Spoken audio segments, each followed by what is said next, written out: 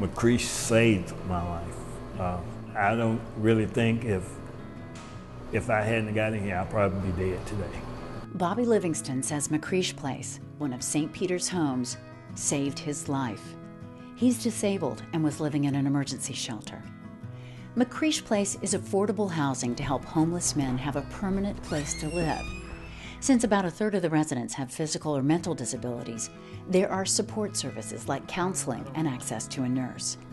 2/3 are in recovery from alcohol or chemical dependency, and there are NA and AA meetings on site. Yeah, McCreesh is a good place for people that don't have a home. It keeps you out of dealing out of the hospital. McCreesh is home to David Council and dozens of other formerly homeless men at a huge taxpayer savings. Affordable housing with support services is far less expensive than mental health facilities, hospitals, and jails, de facto homeless shelters. McCreesh costs about $30 a day. Jail is triple that. Detox, 4 times that. A psychiatric hospital, 19 times that. And 34 people can stay at McCreesh overnight for the price of just one homeless person's emergency room visit. One night in the hospital for one homeless person costs taxpayers more than the entire population of McCreesh Place for one night. McCreesh Place can provide them with the access to medical care that they need, can provide them with the counseling support that they need in groups, individual, and really just to give them a way of being in community with other people, because isolation is one of the worst things that happens when people are homeless.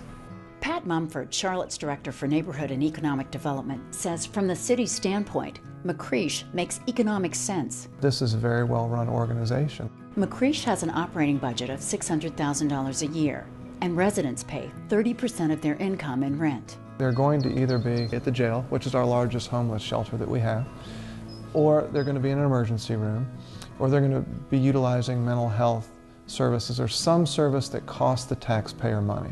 The McCreesh neighbors are an asset to the community.